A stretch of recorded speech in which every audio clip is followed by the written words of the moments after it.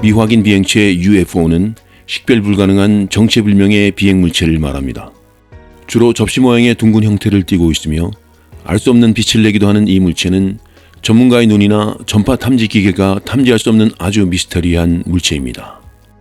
이 미확인 비행체는 UFO라는 이름 이외에도 외계에서 온 비행 접시, 날아다니는 팬케이크, 그리고 그냥 디스크 등 다양한 용어로 불려져 왔습니다.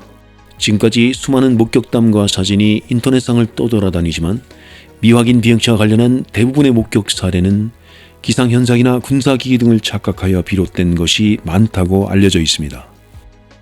그럼 UFO는 언제부터 목격되어졌던 것일까요?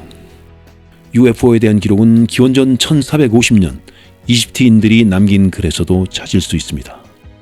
이 글에 따르면 약 5m에 이르는 크기의 태양보다 밝은 불타는 공이 하늘에 떠 있었다고 전해지는데 많은 사람들은 이 기록이 바로 UFO를 말하는 것이라 추정하고 있습니다.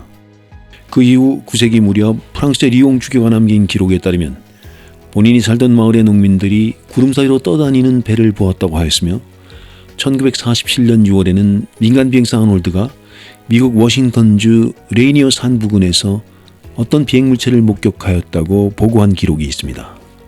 독일 뉘른베르크에서도 수많은 시민들이 미확인 비행물체를 목격한 기록이 있는데 이들의 진술에 따르면 1561년 4월 뉘른베르크 상공에서 이상한 비행물체들이 서로 싸우고 있는 모습을 보았다는 기록이 있습니다.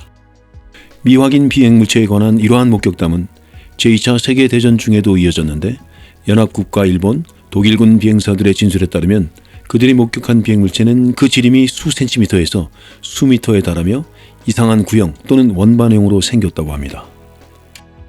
이 비행물체들은 비행사들이 조종하던 비행기의 끝에서 끝으로 왔다 갔다 하며 비행하였고 오렌지색이나 빨간색 또는 흰색 등의 다채로운 빛을 발하거나 깜빡거렸다고 합니다. 하지만 이 비행물체는 레이더에 전혀 잡히지 않았고 지금까지도 미확인 비행물체로 남아 있습니다. 제2차 세계대전 이후 약 1946년에서 1948년 즈음에는 스칸디나비아 반도를 중심으로 소위 유령 로켓이라는 기이한 비행물체가 목격되었습니다. 이 기이한 비행물체는 1946년 스웨덴 상공에서 1000번 이상 목격되었는데 영국의 런던 데일리 메일 신문은 이 비행물체를 조사하기 위하여 스웨덴과 덴마크에 특파원을 파견하였으며 특파원들 또한 이 비행물체를 목격하였습니다. 특파원의 진술에 따르면 이 유령 로켓들은 꼬리에서 오렌지나 녹색의 불꽃을 뿜고 있었고 대략 300m에서 1000m 고도에서 비행기와 유사한 속도로 날아다녔다고 합니다. 이러한 미확인 비행물체는 상공뿐 아니라 지상에서도 목격된 사례가 많이 있는데 그중 우리가 잘 알고 있을 유명한 사례로 로즈웰 사건을 이야기할 수 있습니다. 로즈웰 사건이란 1947년 7월 미국의 뉴멕시코주의 한 마을 로즈웰에서 발생한 사건으로 당시 이 마을에 UFO가 추락하였고 그 잔해를 미 공군이 해소하였다는 내용의 기사가 보도되면서 세상에 알려진 사건입니다.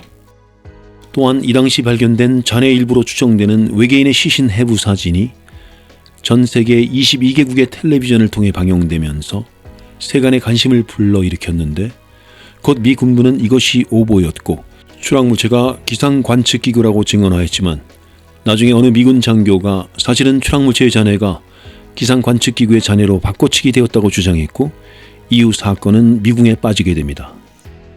한국에서도 UFO가 목격된 사례가 다수 존재하는데 대표적인 사례로 충남 보령의 한 시골 초등학교에서 UFO가 목격된 사례를 이야기할 수 있습니다. 1973년 보령군의 한 시골 초등학교에서 한 선생님과 다수의 어린 학생들이 UFO를 목격했다고 진술하였는데 그들의 진술에 따르면 6개의 구름 덩어리가 산 위에서 갑자기 아래로 내려왔으며 그 덩어리들은 한 덩어리로 뭉쳐지고 회전하면서 다시 2개의 타원형 구름으로 나뉘어졌다고 합니다. 이후 구름이 걷히며 붉은색의 물체가 나타났고 잠시 후 그 비행물체들은 하늘을 가로질러 모습을 감췄다고 합니다. 다수의 목격자들의 증언이 일치하였고 학교에서 목격한 목격자들 뿐만 아니라 동네 주민들 중에서도 이것을 목격한 사람들이 약 30명 정도나 되어 미확인 비행물체의 가능성이 매우 높은 목격 사례로 남아 있습니다. 미국 정부 등이 UFO 사건을 공식적으로 조사하기 시작한 건 앞서 언급한 민간 비행사 아놀드의 목격 사례 이후라고 할 수 있습니다. 그는 미국 워싱턴주 레이니어 국립공원 상공을 비행하다 9대의 미확인 비행 물체를 목격하였고 이를 언론에 진술하여 전 세계의 관심을 끌게 됩니다. 이 계기를 통해 UFO가 언론을 통해 전 세계로 알려지자 미국뿐 아니라 구소련, 서유럽 등 세계 각지에서 다양한 목격 사례들이 나타났고 이후 미 공군이 이 사건을 적극적으로 조사하면서 UFO 조사가 본격적으로 시작되었다고 할 수 있습니다. 현재 전 세계 수많은 정부에서 UFO를 조사하고 있으며 각 정부에서 이루어진 조사들은 대부분 극비 사항으로 다루어지고 있습니다. 하지만 이후 UFO를 다룬 극비 문서들이 하나둘씩 공개되기 시작하였고 사람들은 UFO에 대한 조사가 정부 차원에서 전문적이고 공식적으로 다루어져 왔다는 사실에 놀라움을 감추지 못했습니다. 이렇게 공개된 정부의 연구 중 가장 잘 알려진 연구로는 스웨덴군의 고스트 로켓 조사, 미국의 청색책 작전, 그리고 브라질 공군의 오퍼레이션 서서 등이 있습니다. 이 외에도 다른 여러 나라에서 UFO에 대한 조사가 이루어졌는데 프랑스는 우주기관 CNES, Centre National d'Études Spatiales,를 통해 1977년부터 조사를 시작하였고 이 센터는 현재 UFO 관찰 및 기록 이외에도 우주 전반에 관련한 연구를 진행하고 있고 해당 센터에서 연구하고 있는 UFO 관찰 조사는 현재 프랑스는 정부가 지원하는 가장 오래된 조사 중 하나로 알려져 있습니다. 우루과이 정부도 1989년부터 유사한 조사를 시행하였는데 현재까지 약 2,100여 개의 케이스를 분석한 것으로 알려져 있습니다. 그리고 이 중 가장 유명한 연구로는 미국의 청색책 작전을 말할 수 있습니다. 미국의 청색책 작전은 미 공군에 의해 1948년부터 1969년까지 약 20년간 극비로 시행된 프로젝트로서 수많은 UFO 목격 사례를 조사해온 것으로 알려져 있습니다. 청색책 작전의 사례에서도 알 수 있듯이 대체로 UFO 목격담의 신뢰도는 크게 높지 않습니다. 전 세계적으로 많은 사람들이 UFO를 목격했다고 주장하지만 대부분의 UFO 목격담은 천문기상학적 현상으로 밝혀지고 이들 중 약 6% 정도만이 진짜 UFO일지도 모른다라고 밝혀졌습니다. 이와 같이 대부분의 UFO 목격담은 실제로 공인되지 못하는 경우가 빈번합니다. 따라서 UFO 목격담에 관한 신뢰도를 매기는 것이 중요하다고 할 수 있는데 UFO 목격의 신뢰도는 주로 목격자의 신분이나 정신적 능력, 물질적 증거의 신빙성, 그리고 이를 조사한 기관이나 사람의 자질 등으로 세분해서 평가할 수 있습니다. 이와 같이 하나의 목격담이 공인되기 위해서는 단순히 그 사건의 목격자만을 조사하는 것이 아니라 같이 수집된 물리적 증거들 또한 세밀하게 조사되어야 하고 이를 조사하는 전문가 또한 자질 검사를 통해 선별되는 매우 까다로운 과정을 거쳐야 합니다. UFO의 운행에는 매우 독특한 특성들이 있는데 그것은 우리에게 적용되는 물리법칙을 위배한다는 것이 가장 큰 특징이라고 할 수 있습니다. 먼저 낙엽 하강을 예로 들 수 있는데 낙엽 하강이란 말 그대로 낙엽과 같이 떨어지는 운동을 말합니다. 이러한 낙엽 하강 운동은 물리법칙을 위배하지는 않고 별도의 추진기구가 없는 물체가 낙엽과 같이 떨어지는 모습을 보이는 것, 너무나도 당연한 특징입니다. 또 UFO는 음속을 돌파하더라도 소닉붐, 즉 충격파를 일으키지 않는데 이것은 우리가 알고 있는 물리법칙에 위배되는 특징입니다. 그리고 현재까지 그 이유는 밝혀지지 않은 상태입니다. UFO의 다른 독특한 운행 특성으로 순간 가속과 순간 정지 및 직각 회전이 있습니다. 이런 움직임 또한 물리법칙에 위배되는데 이것은 우리가 잘 알고 있는 뉴턴의 관성법칙을 어기는 것으로 급가속 자체는 물리적으로 가능하나 어떤 추진 수단도 보이지 않는다는 점에서 현대 과학이 설명할 수 없는 부분이라고 할 수 있습니다. UFO가 지면에 접근하면 발생하는 여러 가지 특이 현상들이 있는데 먼저 자동차의 엔진이 멈추는 현상을 들 수 있습니다.